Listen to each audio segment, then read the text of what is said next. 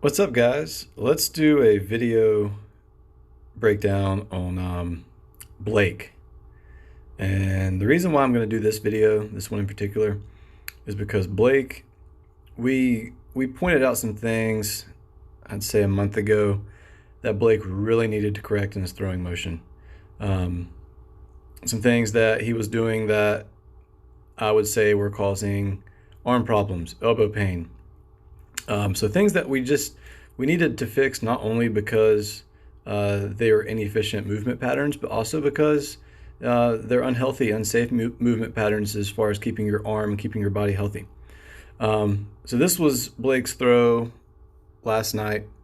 It was his record throw, PR for him. So I'll just let it play, and then we'll go back and we'll look exactly at what's going on and what's so good about this compared to what he was doing before. One more time.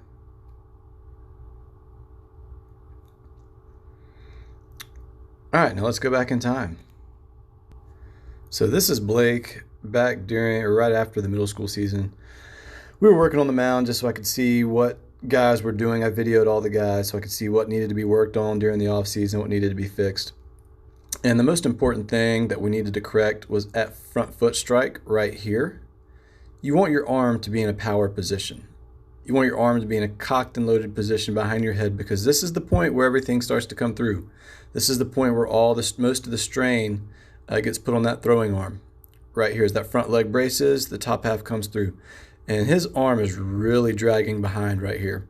Whenever you hear a coach say, oh, he's long arming the ball, basically what that's saying is your arm is late, because when your arm's late, it's going to look like you're essentially long arming the ball, for lack of a better way to put it, in order to try to catch up. So when your arm is late, as his arm is here, it's going to look like a few things. It's going to look like he's throwing uphill, for one.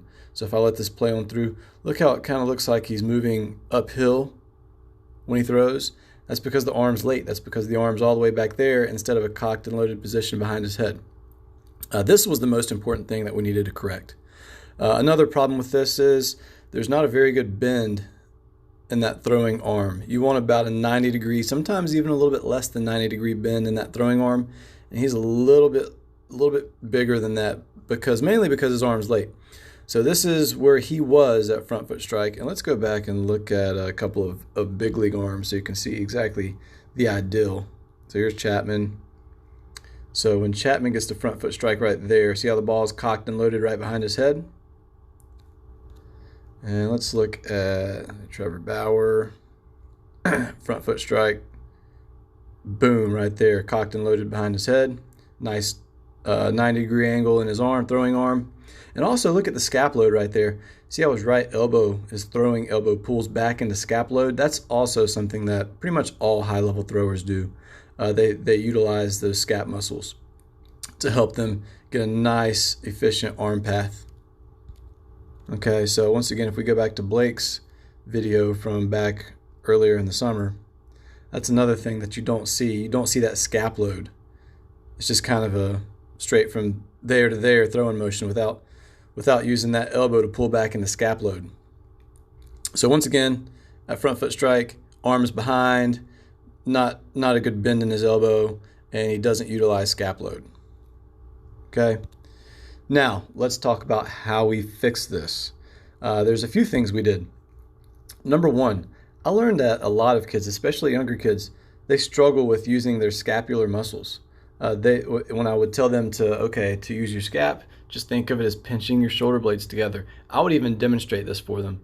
And trying to get them to do that was a task. They had no idea how to engage their scap muscles.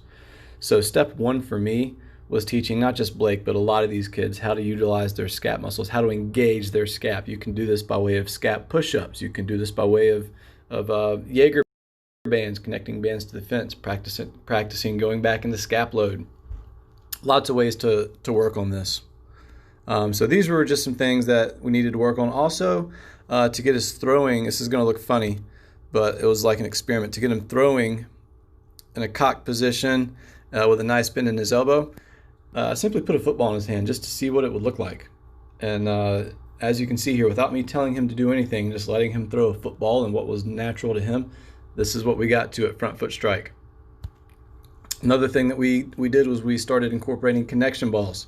It looks funny, but by having him keep that connection ball right there in between his in his arm, that forced him to keep that nice bend and to get to a cocked and loaded position at foot strike. So some of these things combined with teaching him how to utilize his scap muscles, pull back into scap load, all these things are what led to this video. So now let's go back and actually talk about this one. This was last night. Cold weather too. That's even more impressive. Usually when the weather gets colder, guys are down. Their velos are down. So here we go in the front foot strike. Bang. Okay. The ball isn't there. It is right there's when that leg braces. Ball's behind his head. Okay, in a cocked and loaded position. It's not back. Look at his scapula. Look at the elbow pulled back right there. See that? Yes, it could be improved, but that's much better. Scap-loaded position. But the biggest thing here is his arm is on time. Does it look like he's throwing uphill? Nope. Not anymore, because that ball is up in a loaded position, ready to come through at front foot strike. His goal, Blake's goal, was to hit 60 miles per hour. Bang, right there. Ball's up. Everything comes through nicely. Now, you could say that there's not a very good front leg lock here, but when guys do running guns like this, their momentum's going forward. You're going, you're moving forward. It's hard to really create that front leg lock, but you can see that front leg does brace. It does brace to allow the top hand to work around it, the top half to work around it. But the scap load there, much better. Ball is up and back in a loaded position right there behind his head. Okay, and compared to, where's that? Compared to this, dragging behind and late. So, great work by Blake.